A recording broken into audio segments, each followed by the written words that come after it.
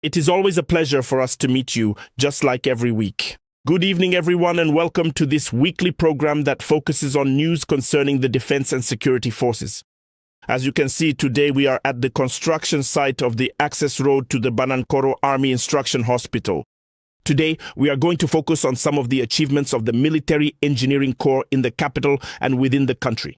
On Tuesday, August 4th, 2026, the Director of Military Engineering, Brigadier General Faraba Sangare, paid a visit to the construction site of the access road to the Banankoro Army Instruction Hospital. A visit followed by one of our teams. Let's watch the report. The Military Engineering Corps at the heart of security, sovereignty, and socio-economic development. Leaving proof of an emerging Mali, master of its own destiny, continuing its proud march forward. The full and complete autonomy of our country was one of the promises of the Supreme Commander of the Armed Forces. It is gradually becoming a reality.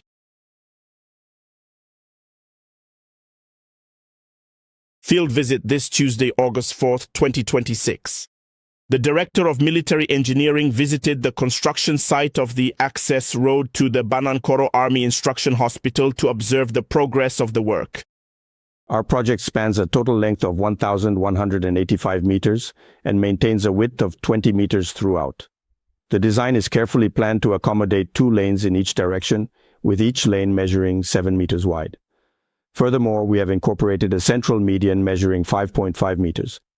The layout also includes designated crossings, with specific breaks at these points, as well as entrances at the central medians. Additionally, we have integrated gutters and comprehensive drainage structures around the entire project site, although it is important to note that these specific dimensions may vary depending on the particular requirements of the project. Starting from PK0 and heading all the way to the hospital, we have installed a series of 1x1 gutters along the route. Then, continuing from the hospital area down to the Marigot, the infrastructure changes significantly, where we have implemented larger 2-meter gutters alongside additional 1.5x1 gutters to manage the water flow effectively. Nothing escapes the expert's eye. Accompanied by his delegation, Brigadier General Faraba Sangare does not joke about the quality of the work as he has received firm instructions. The Supreme Commander of the Armed Forces, who is also the Minister of Defense and Veterans Affairs, demands quality infrastructure for the Malian people, the center of gravity of all his choices.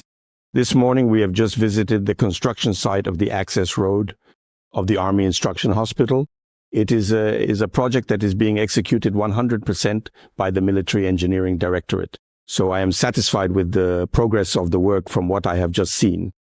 Despite the whims of nature, it could not have been otherwise. Today, the Military Engineering Corps has the means to carry out its policy. This metamorphosis is not the result of chance. It is the result of a vision championed by the highest institution of the Republic. The face of the Military Engineering Corps has completely changed. With the recent acquisition of our advanced new generation equipment, we are now fully capable of undertaking several complex projects simultaneously and delivering them with greater efficiency. So for this project we have just visited, we intend to deliver it within the prescribed deadlines. We are also currently intervening in other activities outside the city as well. So these activities are being conducted in partnership and often internally in partnership with private companies that support us in order to manage the work and deliver it within the allotted timeframes. Both an armed force and a service branch, the Military Engineering Corps operates on 2 fronts. A dual mission that allows it to both ensure the protection of people and property and actively contribute to the country's development. As a combat arm, the Engineering Corps contributes to the stabilization of facilities. So we are currently intervening to set up physical static installations to secure the various airports. It's the Kati airfield and then the Modibo Keita International Airport. That's us. So we are also intervening in the context of stabilization, and in the Faya area, the Faya forest, the Military Engineering Corps is intervening to clear and brush over 200 meters on either side of the road so that people, the peaceful population, can go about their business in peace and tranquility. In addition to these stabilization works, as well as socio-economic development works, the Engineering Corps also intervenes in the context of crossing activities. We have crossing units Currently, we have a company deployed in Baoulave to ensure the continuity of road traffic. So these are crossing structures, the pontoons that we use to ease the daily activities of the population. In the field of socio-economic development, the Military Engineering Corps distinguishes itself through its efficiency and performance. In accordance with the instructions of the President of the Transition, insecurity must not stop development. So it is within the framework of these socio-economic development activities that the Military Engineering Corps is intervening in areas where companies often have difficulties or perhaps reluctance to operate due to insecurity. Therefore, we intervene quickly to carry out public interest works or to repair structures that have been blown up by armed terrorist groups. So we intervene in that context with speed, at the lowest cost, and within the shortest time frame to alleviate the suffering of the populations when structures or traffic are interrupted. The construction sites are numerous. The ambition is commensurate with the stakes. But for this policy to bear fruit, it must also be understood by the population.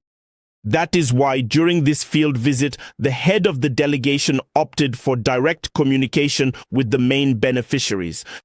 With the vision of His Excellency, the President of the Transition, and the efforts of the Malian people, equipment has been acquired. Therefore, we simply ask the Malian populations to support the Malian armed forces and also to support the army in the areas where we are working, because socio-economic development activities contribute to the stabilization and security of the country. So in this context, we are inviting participation through the work we are carrying out in these areas, and often we perform labor-intensive work. Therefore, these labor-intensive works help to generate employment and stabilize the youth by involving them in these projects. And it also helps to keep them away from vices that can also be tempting. Building, sometimes destroying, but always serving. With the military engineers, the commitment of an army to the service of its people takes on its full meaning. History will remember that a nation knew how to face terrorism while relentlessly continuing its path toward development.